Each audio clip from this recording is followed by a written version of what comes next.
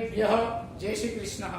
Shri Saraswati group of education वती हूँ Jagdish Dave video lecture ની અંદર આપ સર્વેનું ફરીથી એકવાર હાર્દિક સ્વાગત કરું છું। કેમ છો વિદ્યાર્થી મિત્રો? મજામાં? મજામાં જશો ને?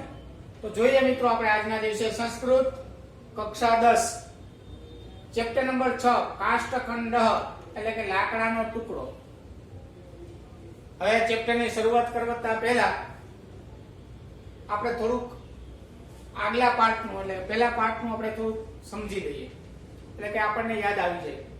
તો આપણે ભાઈ કાષ્ઠખંડ છે તો મેં અહીંયા પ્રસ્તાવના લખી હતી કે ગુરુ શિષ્યનો સંબંધ હોય છે, પરિવારનો સંબંધ હોય છે, પછી તો કે જીવનની અંદર કેવા વિઘ્નો હોય છે અને મુશ્કેલીઓમાંથી કેમ પાર નીકળવું, આવા 4 મેં પોઈન્ટ લખ્યા હતા।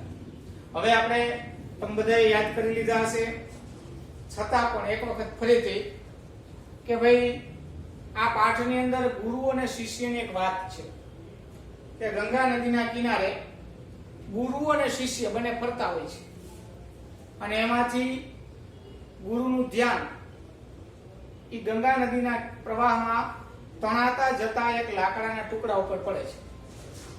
એટલે લાકડાના ટુકડા ઉપર પડે એટલે તરત જ ગુરુજી છે એના શિષ્યને ઉપદેશ આપે છે અને કહે છે એ શિષ્ય જો આ લાકડાનો ટુકડો છે એ પ્રવાહમાં તણાતો જળની સાથે સાથે સમુદ્ર સુધી અવશ્ય પહોંચશે, પરંતુ એના જીવનની અંદર 4 પ્રકારના વિઘ્નો નહીં આવે। તો એ 4 પ્રકારના વિઘ્નો ક્યાં? તો મેં લખ્યા છે તીરે સંલગ્નતા, પારાધિક્યેન જલે નિમગ્નતા, આવર્તપતતા અને નદી જલ વિયોગ। ક્યાં ક્યાં 4 વિઘ્નો હતા ખાસ યાદ રાખજો, આ પોઈન્ટ યાદ લઈ લેજો કે તીરે સંલગ્નતા એટલે કિનારા સાથેનું જોડાણ, ભારાધિક્યેન જલે નિમગ્નતા એટલે કે ભાઈ અધિક ભારના કારણે જળની અંદર ડૂબેલું રહેવું, આવર્તપાતતા એટલે કે ભાઈ ભમરની અંદર ફસાઈ જવું, અને ચોથું નદી જલ વિયોગ એટલે કે પ્રવાહ જે જાય છે એ પ્રવાહથી છૂટું પડી જવું। તો એ 4 પ્રકારના વિઘ્નો નહીં આવે તો આ લાકડાનો ટુકડો છે એ સમુદ્ર સુધી પહોંચશે। એવી જ રીતે ગુરુને સમજાવતા આગળ કહે છે કે શિષ્ય આપણે બધા માણસો પણ એક લાકડાના ટુકડા જેવા જ છીએ। જેવી રીતે લાકડાના ટુકડાને પહોંચવા માટે સમુદ્રમાં પહોંચવા માટે 4 પ્રકારના વિઘ્નો આવે છે, એવી જ રીતે આપણા મનુષ્યના જીવનની અંદર પણ જો 4 પ્રકારના વિઘ્નો નહીં આવે તો આપણે બધા પણ આ સંસાર રૂપી જે સમુદ્ર છે એને પાર કરી શકશું। પણ ક્યારે? તો કે લાકડું ક્યારે પહોંચશે ને લાકડાનો ટુકડો? તો કે 4 પ્રકારના વિઘ્નો નહીં આવે ત્યારે। એવી જ રીતે આપણે પણ આ સંસારમાં છીએ તો આ સંસાર એક સાગર છે અને એને ત્યારે જ પાર કરી શકશું કે આપણા જીવનની અંદર પણ આવા વિઘ્નો નહીં આવે તો। એટલે એના શિષ્યએ તરત જ પ્રશ્ન પૂછ્યો કે ગુરુજી આપણા જીવનમાં વળી એવા કેવા વિઘ્નો આવે છે? આપણા જીવનની અંદર પણ એવા કયા વિઘ્નો આવે છે જેના કારણે થઈ અને આપણે આ સંસાર રૂપી સમુદ્રને પાર ન કરી શકીએ અથવા તો એને પ્રાપ્ત ન કરી શકીએ, ભગવાનને પ્રાપ્ત ન કરી શકીએ। એટલે કે ત્યાં સુધી આપણે સમજાતા। હવે જોઈએ ગુરુ જે શિષ્યને કહે છે, ગુરુએ શિષ્યએ પ્રશ્ન કર્યો કે જીવનની અંદર કયા પ્રશ્નો કયા એવા વિઘ્નો આવે છે કે જેના કારણે થઈને આપણે સંસાર રૂપી સમુદ્રને પાર કરી શકતા નથી કે ત્યાં પહોંચી શકતા નથી। તો એના માટે થઈને ગુરુ જવાબ આપે છે। જોઈએ આપણે એની શરૂઆત કરીએ કે ગુરુ સમુદિશત, ગુરુ છે એના શિષ્યને ઉપદેશ આપતા કહે છે કે નદી રૂપી જીવને આહાર નિંદ્રા ભયાદય તીરભૂતા સંતિ। નદી રૂપી જીવને આહાર નિંદ્રા ભયાદય તીરભૂતા સંતિ। ગુરુએ શું કીધું તું કે ભાઈ નદી છે એ કોણ છે? તો કે જીવન છે આપણું, ઈ નદી છે અને જે ગંગા નદી છે એ આપણું જીવન છે। એક સમજાવવા માટેથી ગુરુજીએ કીધું હતું। પછી એની અંદર જે પાણીનો પ્રવાહ છે એ કોણ છે? તો કે પરિવાર છે। તો પરિવારની અંદર કેવું જલ વહે છે? તો કે સ્નેહ રૂપી જલ વહે છે। એટલે કે ગુરુ કહે છે એના શિષ્યને શું કહે છે? ઉપદેશ આપતા કહે છે કે નદી રૂપી જીવને, કે આપણું આ જીવન છે કેવું છે? તો કે નદી રૂપ જીવન છે। એ નદી રૂપ જીવનમાં આહાર નિદ્રા ભયાદય તીરભૂતાઃ સંતિ. આપણા આ નદી રૂપી જીવનની અંદર આહાર નિદ્રા અને ભય આદિ તીરભૂતા સંતિ કે તીરે અટકાવવા વાળા તીરભૂત તીરે સંલગ્નતા છે ને પેલું જ બરાબર છે. તો કે જે આપણા જીવનની અંદર મનુષ્યના જીવનની અંદર આહાર નિદ્રા ભયાદય. જો મિત્રો આપ લખી લેજો, તમે પોઈન્ટ ટેકાવી લેજો.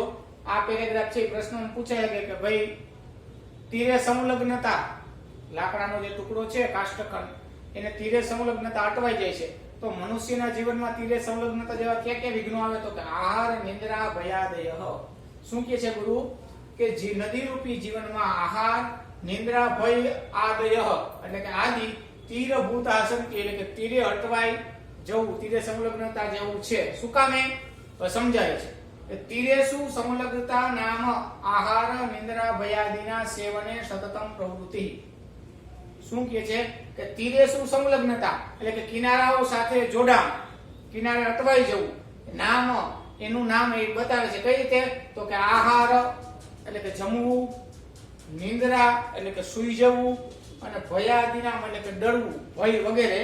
સેવને સતતમ પ્રવૃત્તિ કે એની અંદર સતત રચ્યા પચ્યા જો રહીએ તો એ કેવું છે? તો કે તીરે સંલગ્નતા જેવું છે. આહાર એટલે કે જમવાની ના નથી પડતા, કે જમવું ને એવું નથી કહેતા, નિંદ્રા ન કરવી એવું નથી કહેતા, ડરવું નહીં એવું નથી કહેતા. તો કે એની અંદર સતતમ પ્રવૃત્તિ કે સતત પ્રવૃત્ત રહેવું, કે ખાવા કરતા પણ જે ભૂખ છે એના કરતા પણ વધારે જમવું, કારણ વગરનું સૂતું રહેવું, અને બીજું તો કે કારણ વગરનું ડરવું, આ ભય વગેરે બરાબર છે.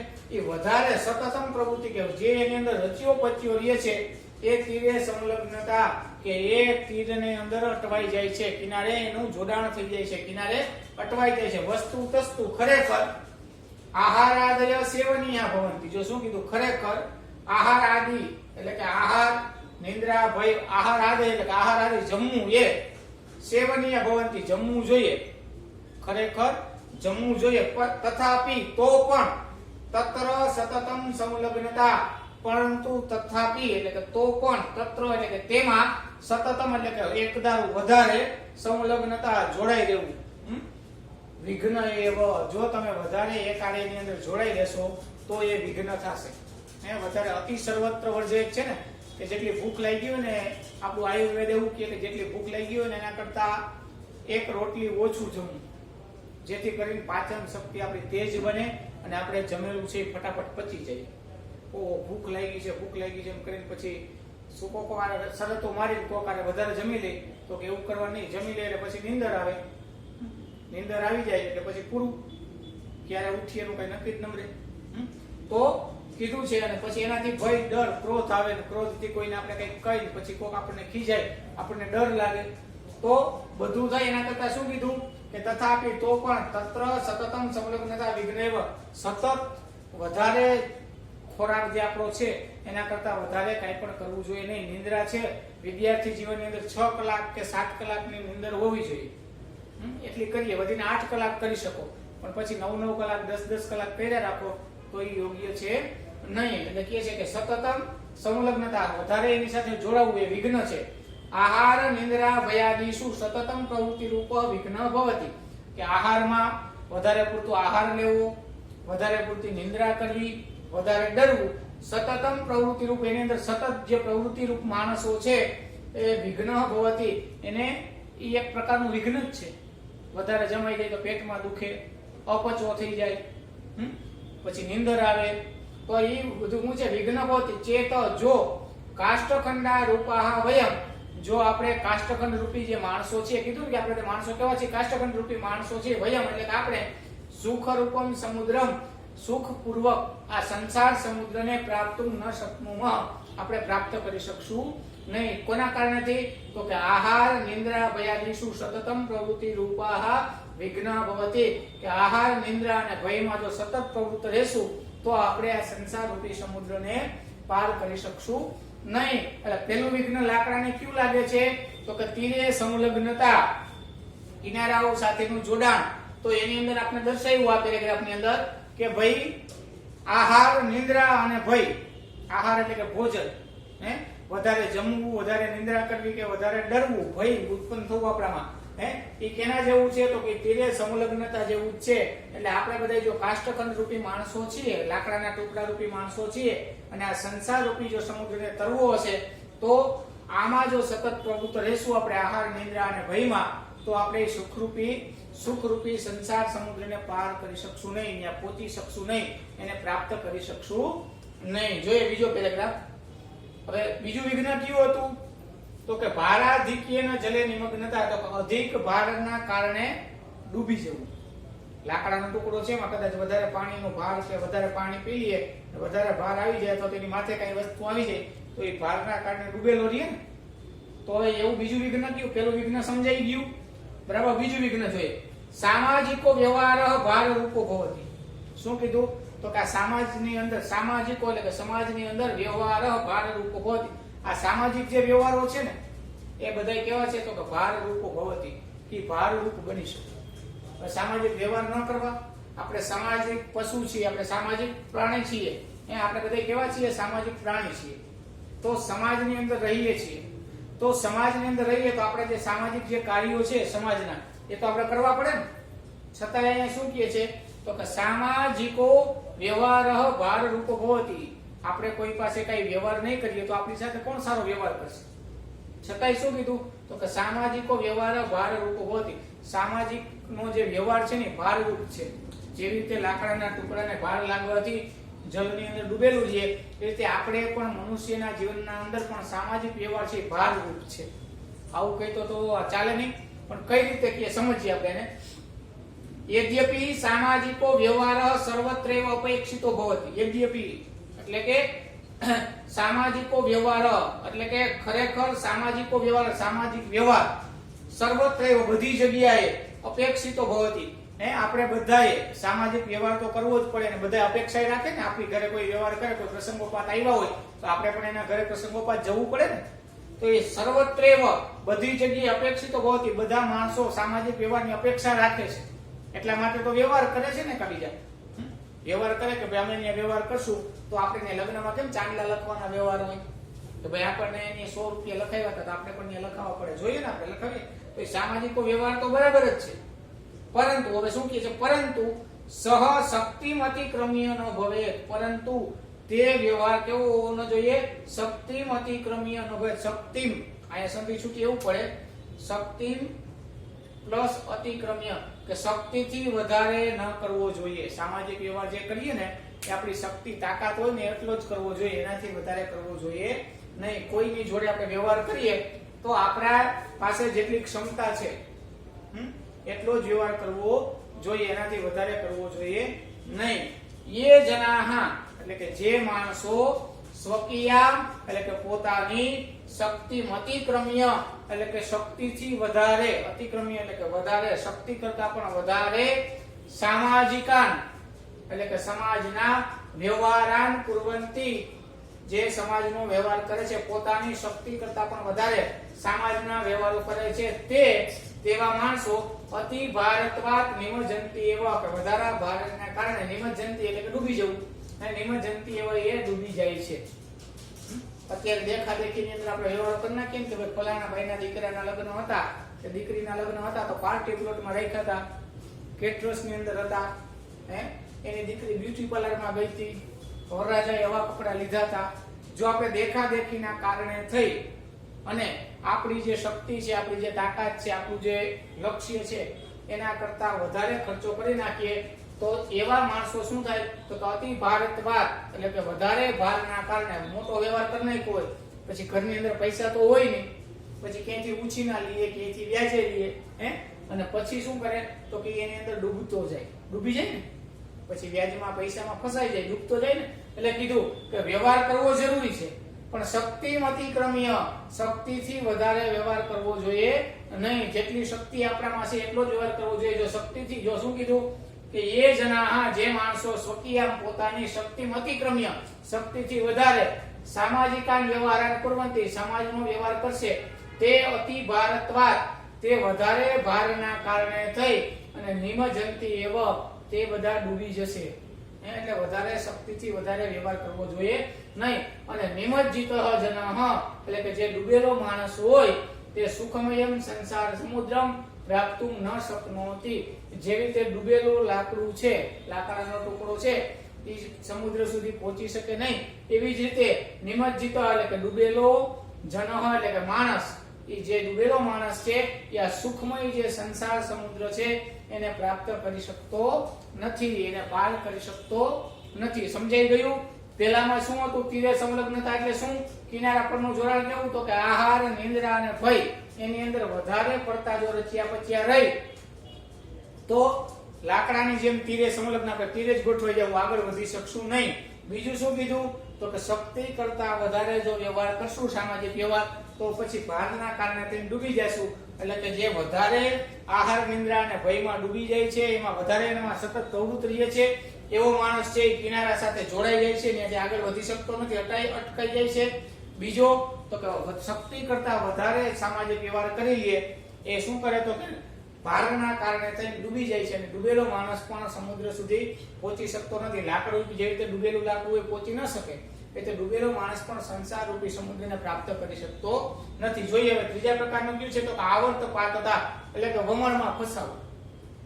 ગોળ જે રાઉન્ડ ભમરી હોય ને પાણીની અંદર, એની અંદર ફસાઈ જાય ને તો પછી માણસ ક્યારેય બહાર નીકળી શકે નહીં. લાકડું હોય કે માણસ હોય, એ ભમરની અંદર તમે જોજો ક્યારેક ભમરી પડતી હોય ને, ભમરીની અંદર ફસાઈ જાય ને વમળમાં, પછી એમાંથી બહાર કોઈ નીકળી શકે નહીં. એવી જ રીતે હવે માણસ કઈ રીતે ફસાય છે જોઈએ. લાકડું ફસાઈ ગયું તો ન પહોંચી શકે, તો માણસ કેમાં ફસાય તો ન પહોંચી શકે? જોઈએ ત્રીજું કે સુરાપાનમ. સુરાપાનમ એટલે કે દારૂ પીવો, અક્ષ ક્રીડા એટલે કે જુગાર રમવો, તમાકુ ભક્ષણમ એટલે કે તમાકુ આદિનું વ્યસન કરવું, ચૌર કર્મ એટલે કે ચોરી કરવી, ઇત્યાદિ નામ દુર્વ્યસનાની માનવ જીવને આવર્ત ભૂતાની સંતિ.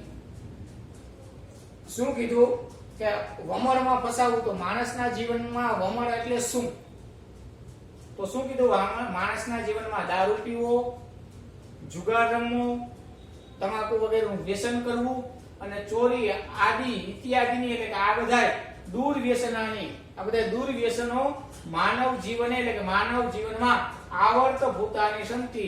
એ બધા કેવા છે? માણસના જીવનની અંદર જો દારૂ પીવો, જુગાર રમવો, તમાકુનું સેવન કરવું અને ચોરી કરવી, આ બધા વ્યસનો માનવ જીવનની અંદર આવર્ત પાતતા જેવા છે, એટલે ગમણમાં ફસાઈ જેવા છે. જોઈએ કઈ રીતે? તો કે એસુ પતિતો જનાહ બહિ આગંતુમ ન શક્નોસી. એસુ એટલે કે આ બધા વ્યસનોમાં, એસુ એટલે કેમાં? તો કે આ બધા વ્યસનોમાં પતિતો એટલે કે પડેલો, જનઃ પડેલો એટલે ફસાયેલો, જનઃ માણસ, બહિ એટલે કે બહાર, આગંતુમ ન શક્નોતિ આવી શકતો નથી. આ બધા વ્યસનોમાં ફસાયેલો માણસ એ પછી વ્યસનોમાંથી બહાર આવી શકતો નથી. વ્યસનને છોડી શકતો નથી. જે માણસને વ્યસન થઈ જાય ને પછી વ્યસન છોડી શકે નહીં. તો શું કહે છે? કે એ શું? આ બધાની અંદર ફસાયેલો માણસ બહાર આવી શકતો નથી. અતઃ માટે તત્ર પતનમેવ ન ભવેત તાદૃશ પ્રયત્ન સતતમ કરણીયો ભવતિ.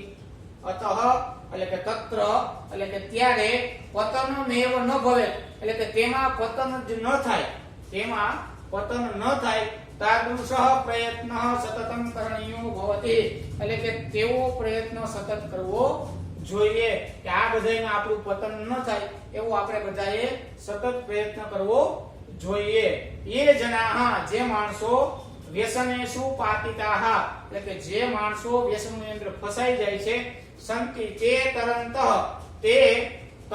એટલે કે તે માણસો તરે તો છે, અપી એકસ્મિન સ્થાને છતાં પણ, એકસ્મિન એટલે કે એક જ જગ્યાએ, પરિતઃ ભ્રમંતી, પરિતઃ એટલે કે ચારે બાજુ, ભ્રમંતી એટલે કે ચારે બાજુ એક જ જગ્યાએ ત્યાં ગોળ ગોળ ફેર્યા રાખે. આ બધા વ્યસનો કરેલા માણસો હોય, જે વ્યસની માણસો છે, એ શું કહે છે? તો કે એ જના વ્યસનેષુ પાતિતા કે જે માણસો વ્યસનની અંદર ફસાઈ જાય છે તે તરંત તે તરતા તો હોય છે, પરંતુ એકસ્મિન સ્થાને પરિતઃ ભ્રમંતી એક જ જગ્યાએ ગોળ ગોળ ફેર્યા રાખે ચારે બાજુ, આગળ વધી શકે નહીં. જે રીતે ભ્રમણમાં ફસાઈ જાય પછી ભ્રમણમાં જ ફેર્યા રાખે, એટલે વ્યસનમાં ફસાઈ ગયેલો માણસ પણ તરે તો છે જ, પણ એક ને એક જગ્યાએ. તેસામ પ્રગતિ બાધિતા ભવતિ તેની પ્રગતિ રૂંધાઈ જાય. વ્યસનને જે આ 4 દુર્લક્ષણો જેનામાં આવી જાય એની પ્રગતિ હંમેશા કેવી જાય તો કે બાધિતા બધી રૂંધાઈ જાય. એની કોઈ દિવસ આગળ પ્રગતિ થઈ શકતી નથી. આવા વ્યસની માણસોની પ્રગતિ આગળ થઈ શકે નહીં. એમ જ્યાં હોય ત્યાં છે, એનાથી આગળ ક્યારેય જિંદગીમાં વધી શકે નહીં. તતઃસ્તે સુખાદિ રૂપમ સંસાર સમુદ્રમ પ્રાપ્તુમ નારહંતિ. તેવા માણસો પણ આ સુખરૂપી સમુદ્રને પ્રાપ્ત કરી શકતા નથી. કેવા માણસો તો કે જે સતત આ વ્યસનની અંદર ફસાઈ જાય છે એવા માણસો પણ આ સંસાર રૂપી સમુદ્રમાં પાર કરી શકતા નથી. જેવી રીતે લાકડું છે એનું ત્રીજું કયું હતું તો કે આવર્તપાતતા, એટલે કે વમળમાં ફસાઈ જાય છે. એવી રીતે જે દારૂમાં, જુગારમાં, તમાકુ જેવા વ્યસનોમાં અને ચોરી આદિ કર્મોની અંદર જે ફસાઈ જાય છે એ વમળ સ્વરૂપે બતાવ્યું. અને એમાં ફસાયેલો માણસ જિંદગીમાં ક્યારે આગળ વધી શકતો નથી, એની પ્રગતિ રૂંધાઈ જાય છે. અને એવા માણસો પણ સંસાર રૂપી સમુદ્રને પાર કરી શકતા નથી. તો આ 3 કારણો જોયા લાકડાના, માણસોના. ચોથું કારણ શું હતું તો કે નદી જલ વિયોગ, એટલે કે જો લાકડાનો ટુકડો પ્રવાહથી છૂટો પડી જાય, જે પ્રવાહ જેમ જાય છે સીધો જતો હોય અને એનાથી સેજ સાઈડમાં વયો જાય અથવા તો દૂર બાજુ આ બાજુ વયો જાય તો પણ એ પ્રવાહ જે જતો હોય એનાથી કાંઠે પહોંચી જાય તો પછી જઈ શકે નહીં. પ્રવાહથી અલગ પડી જાય તો એ પ્રવાહ જે પાણીનો જાય છે એમાં વચારે જો લાકડાનો ટુકડો રહે તો જ પહોંચી શકે સમુદ્ર સુધી, નહીતર પહોંચી શકતો નથી. એ રીતે હવે માણસ છે આ નદીરૂપ પ્રવાહ છે એમાં કઈ રીતે નથી પહોંચી શકતો જોઈએ આપણે. પરિવારાત મુખત્વમ એવ નદી જલ વિયોગ. શું કીધું કે પરિવારાત મુખત્વમ એવ નદી જલ વિયોગ. જે રીતે લાકડાનો ટુકડો પ્રવાહથી આમ છૂટો પડી જાય તો માણસ કઈ રીતે પડે તો કે પરિવારાત મુખત્વમ, પરિવારથી અલગ પડેલો માણસ છે એટલે જ ઈ જ નદી જલ વિયોગ, એ જ પ્રવાહથી છૂટો પડેલો માણસ કહેવાય. કઈ રીતે જોઈએ એ સામાન્યતયા કે સામાન્ય રીતે પરિવારે નિવસંત, એટલે કે પરિવારની અંદર વાસ કરવો, નિવાસ કરવો. એવ વયમ સંસાર સમુદ્રમ પ્રાપ્તુમ સમર્થા ભવામઃ, એટલે કે સામાન્યતયા સામાન્ય રીતે પરિવારે એટલે કે પરિવારમાં નિવસંત એટલે કે નિવાસ કરવો. એવ એટલે કે એ જ વયમ એટલે કે આપણે સંસાર સમુદ્ર પ્રાપ્તુમ એટલે કે પ્રાપ્ત કરવા માટે સમર્થ ભવામાં. જો આપણે બધાય પરિવારની સાથે જ રહીએ, એક સાથે આપણો પરિવાર રહીએ તો જ આપણે સંસાર સમુદ્રને પ્રાપ્ત કરી શકીએ. હે ને? કોઈ ભાઈને તકલીફ પડી હોય, 2 ભાઈઓ સાથે રહેતા હોય, એક ભાઈને તકલીફ પડી હોય, એક ભાઈ ઓછું કમાતો હોય, એક ભાઈ વધારે કમાતો હોય, તો એક ભાઈને કઈ તકલીફ પડી તો બીજો ભાઈ સીધો હેલ્પ કરે ને, તો બેયની ગાડી ચાલ્યા રાખે. પણ 2 અલગ અલગ હોય, બોલતા ન હોય તો પછી ઓલો ભાઈ મદદ ના કરે. એટલા માટે કહે છે કે પરિવાર સાથે રહેશું તો જ આપણે સંસાર સમુદ્રને પાર કરી શકશું આગળ. પરંતુ જો આપણે કદાચ ભેગા ન રહીએ તો શું થાય? યદિ જો કશ્ચિત જના એટલે કે કોઈ પણ માણસ સ્વાર્થવશાત એટલે કે સ્વાર્થના કારણે, ક્રોધવશાત ક્રોધના કારણે, વા પરિવારાત એટલે કે પરિવારના કારણે થઈ પ્રતિમુખો ભવતી એટલે કે પરિવારથી અલગ પડી જાય. સોપી એટલે કે કોઈ પણ માણસ જો સ્વાર્થ ખાતર, ક્રોધની ખાતર અથવા તો પરિવારના કોઈ કારણોસર પરિવારથી પ્રતિમુખો ભવતી એટલે પરિવારથી અલગ પડી જાય. સહ અપી એટલે કે તે માણસ નદી એટલે કે પરિવાર, જલ એટલે કે એમાં વહેતું સ્નેહ રૂપીનું જે જલ છે તે, વિયુક્ત એનાથી વિયુક્ત થયેલો એટલે કે વિખૂટો પડેલો. કદાચિદપી એટલે કે ક્યારેય પણ જ્ઞાનેન સુખેન ચ પૂર્ણમ આનંદમયમ સંસાર સમુદ્રમ ન પ્રાપ્નોતિ એટલે કે ક્યારેય પણ જ્ઞાનથી સુખપૂર્વક, પૂરેપૂરા આનંદપૂર્વક આ સંસાર સમુદ્રને ન પ્રાપ્નોતિ પ્રાપ્ત કરી શકતો નથી, એને પાર કરી શકતો નથી. તો ચોથું વિઘ્ન શું હતું તો કે નદી જલ વિયોગ એટલે પ્રવાહથી છૂટું પડવું. એમ જે કોઈ માણસ પરિવારથી અલગ પડી જાય પોતાના સ્વાર્થ માટે, ક્રોધ માટે, બરાબર છે, ક્રોધના કારણે, સ્વાર્થના કારણે જો કોઈ માણસ પરિવારથી અલગ પડી જાય તો એવો માણસ પણ આ સંસાર રૂપી સમુદ્રને પાર કરી શકતો નથી. એટલે કે એવો માણસ પરિવારથી વિયોગ એટલે કે પરિવારથી અલગ પડી જવું. જે રીતે લાકડાનો ટુકડો પ્રવાહથી અલગ પડી જાય એ રીતે માણસ જો પરિવારથી અલગ પડી જાય તો જે રીતે લાકડું પહોંચી શકતું નથી સમુદ્ર સુધી, એવી રીતે સમુદ્રને પ્રાપ્ત નથી કરતું, એવી રીતે માણસ પણ સંસાર સમુદ્રને પ્રાપ્ત કરી શકતો નથી. છેલ્લો પેરેગ્રાફ જોઈએ. ચતુર્ભ્ય એટલે કે આ ચાર વિઘ્નો ક્યાં ક્યાં? તો કે તીરે સંલગ્નતા, પારાધિક્યને જલે નિમગ્નતા, આવર્તપાતતા અને નદી જલ વિયોગ. આ ચાર વિઘ્નોથી રક્ષિતા રક્ષાયેલા જનાહ બહુવચન છે, બધા માણસો. કે ચતુર્ભ્ય ચાર વિઘ્નેભ્ય એટલે વિઘ્નોથી, રક્ષિતા એટલે કે રક્ષાયેલા બચેલા, જનાહ માણસો, જ્ઞાનેન સુખેન ચ જ્ઞાનથી સુખથી અને પૂર્ણમ આનંદમયમ પૂરેપૂરા આનંદથી સંસાર સમુદ્રમ આ સંસાર સમુદ્રને અવશ્યમ પ્રાપ્નુવંતી અવશ્ય પ્રાપ્ત કરે છે. કેવા માણસો અવશ્ય પ્રાપ્ત કરે છે સંસાર સમુદ્રને પાર કરવામાં? કેવા લોકો સમર્થ થાય છે? તો કે જે લોકો આ ચાર પ્રકારના વિઘ્નોથી બચી જાય છે. જે રીતે લાકડાનો ટુકડો છે ગુરુ કહે છે કે આને જો સમુદ્ર સુધી અવશ્ય પહોંચશે, પણ જો એને ચાર પ્રકારના વિઘ્નો નહીં આવે તો ક્યાં ક્યાં? તો કે તીરે સંલગ્નતા કિનારાઓ સાથેનું જોડાણ, પારાધિક્યના નિમગ્નતા એટલે કે અધિક ભારના કારણે ડૂબી જવું, ત્રીજું તો કે આવર્તપાતતા વમળમાં ફસાઈ જવું, અને ચોથું તો કે નદી જલવિયોગ એટલે કે પ્રવાહથી છૂટું પડવું.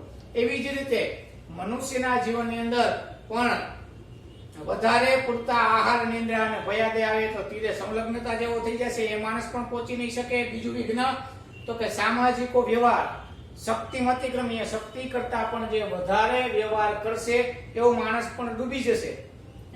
તો એ પણ સંસાર સમુદ્રને પ્રાપ્ત નહીં કરી શકે, પહોંચી નહીં શકે. ત્રીજો તો કે સુરાપાન, મત્સ્યક્રીડા, તમાકુ ભક્ષણ, ચોર કર્મ ઇત્યાદિ જે દુર્વ્યસનોની અંદર ફસાઈ જશે તો એ માણસ વમળની અંદર લાકડું ફસાઈ જાય કે માણસ ફસાઈ જાય જેમ ફર્યા રાખે તેમ માણસ વ્યસનોમાં જો ફસાઈ જશે તો એની પ્રગતિ રૂંધાઈ જશે અને એ પણ ન્યા ફર્યા રાખશે ચારે બાજુ, પણ આગળ વધી શકશે નહીં અને સંસાર સમુદ્રને પ્રાપ્ત નહીં કરી શકે.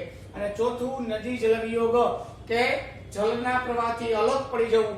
જેવી રીતે લાકડાનો ટુકડો છે જળના પ્રવાહથી અલગ પડી જાય તો ન પહોંચી શકે, તો માણસ ક્રોધના કારણે, સ્વાર્થના કારણે જો પરિવારથી અલગ પડી જશે તો એવો માણસ પણ સમુદ્રમાં પહોંચી શકશે નહીં. અને જે માણસો આ ચાર પ્રકારના વિઘ્નોથી જે રક્ષાયેલા છે, જે બચી જશે અને ચારે ચાર વિઘ્નો એના જીવનમાં નહીં આવે તો માણસ પણ આનંદપૂર્વક, સુખપૂર્વક, જ્ઞાનપૂર્વક આ સંસાર સમુદ્રને પાર કરી શકશે. તો મિત્રો આજના દિવસે હોમવર્કની અંદર તમારે આખે આખું આ પાઠ છે એનો એક એક વાક્ય સંસ્કૃતના, એક એક વાક્ય ગુજરાતીના લખવાના, રબુકમાં લખવાના, પછી પાકી બુકની અંદર લખવાના, અને પછી શબ્દાર્થ લખવાના, અને પછી તમને જો આમાંથી અમુક શબ્દ અઘરા લઈ ગયા હોય તો એ પણ તમે લખી શકો છો.